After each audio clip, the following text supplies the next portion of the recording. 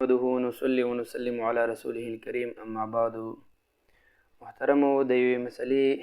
وضاحت سره وړاندې کول غواړم. مسله دا ده چې د نارینه سړي دپاره د پیتلو او د اوسپنې ګوتې استعمالول دا څه حکم لري، او دغه شان د زنانه دپاره هم د سرو زرو نه او د سپینو زرو نه علاوه د پیتلو او یا د نورو ګیلټو د اوسپنې د دې استعمالول ولا دا څه حکم لري. په دې کې علماء کرام دوه ډلې دي، او بعضې علما وایي چې یاره دا د سړو او د ښځو دپاره د دواړو لپاره جایز دي، او جمهور علما وایي چې نه، دا پکې د ښځو دپاره هم ناروا دي او د سړو دپاره هم ناروا دي. صرف سړی سپین زر استعمالولی شي او زنانه سره زر او سپین زر استعمالولی شي. کم علما چې وایي دا د دواړو دپاره جایز دي، نو د هغوی دلیل څه دی هغه به هم ستاسو د وړاندې وایم، او کم جمهور علما چې وایي دا ناجایز دي د هغوی دلیل څه دی دواړه به ستاسو د وړاندې وایم، او نتیجه به هم انشاءالله چې ستاسو د وړاندې ذکر کوم. نو کم علما چې وایي یاره دا د دې استعمالول جایز دي، نو هغوی فرمایي وایي د نبي علیه السلام یو حدیث مبارک دی، حضور علیه السلام ته یو زنانه راله او هغې وی د الله رسوله ما ته ځان در بخلی دی، ما سره نکاح وکړه. پیغمبر علیه السلام مبارک داسې سر مبارک کته کړو، هغې لا جواب زر ورنه کړو. یو صحابي پاسې د الله رسوله که ستا ورته اراده نه وي د نکاح چې زه ما یې په نکاح راکړه، پیغمبر علیه السلام مبارک هغه ته وایي ستا سره څه د مهر شته دی؟ هغه وایي د الله رسول وایي صرف د خپل لنګ را سره دی، نور سره څه نشته دی. پیغمبر علیه السلام مبارک صحابي ته وایي کور ته لاړ شه او څه وګوره، که کور کې څه یي نو راوړه نکاح پې لور کړمه، او اگر که د اوسپنې ګوتې هغه راوړه پای به المهر مقرر کړو نکاح به له وتړو. صحابي لاړو هر څه یې وکتل راغی واپس، د الله رسول وایي ګوتې هم نشته د اوسپنې. نو دوی وایي که چېرې د اوسپنې ګوتې استعمالول وایي دا ناروا وي، نو دلته پیغمبر اسلام د هغوی دپاره مهر نه مقرر و. دویم روایت دا دی چې پیغمبر علیه السلام مبارک خواته یو صحابي راغی د بحرین علاقې نه، او هغه یوه د وړیو د ریخمو یوه جوبه اغوستې وه او د سرو زرو ګوته یې په لاس وه. پیغمبر علیه السلام باندې سلام وکړو، پیغمبر علیه السلام جواب ورنه کړو چې هغه جوبه او ګوته یې لرې کړه، بیا سلام وکړو. نو بیا پیغمبر علیه السلام جواب ورکړو. پیغمبر علیه السلام ورته وایي چې د سرو زرو چې دي د نارینهو دپاره حرام دي،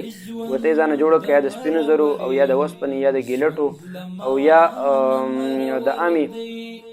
زیړو نه جوړه کړه. د اوسپنې څومره اقسام دي دغه ته ټول ذکر کړه. نو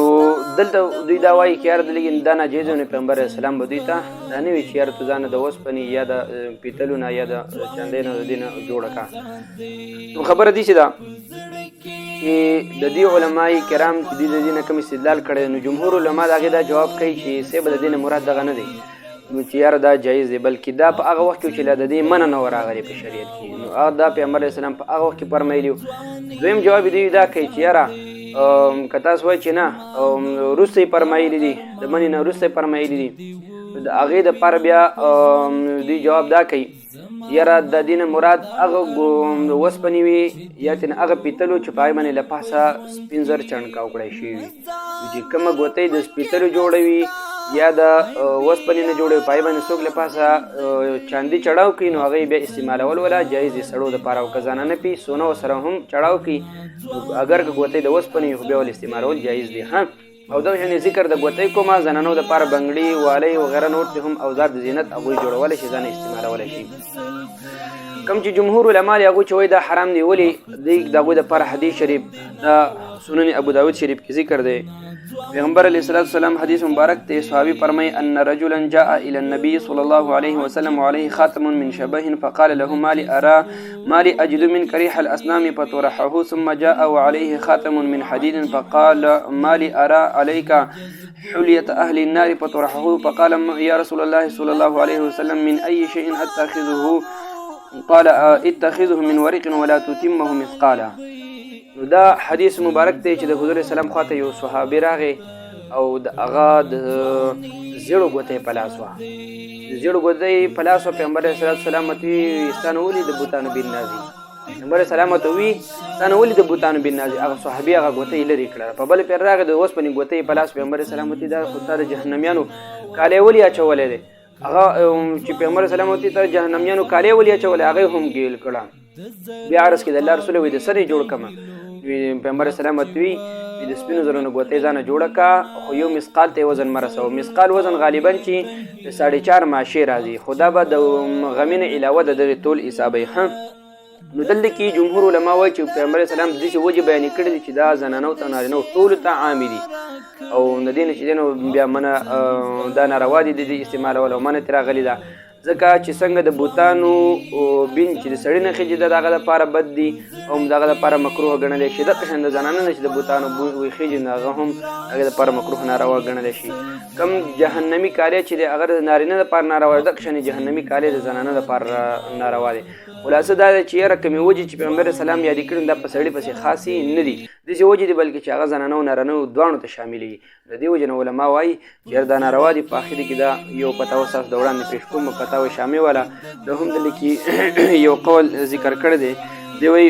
والتختم بالحديد والسفر والنحاس والرصاص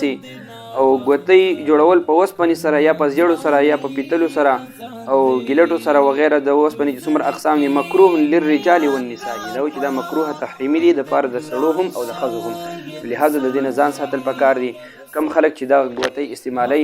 د نارینه که د سرو زرو هم استعمال هغه ول هم حرام دي او که د نور استعمالي نه دا ول هم ناروا دي او د دې استعمال ول جایز نه لري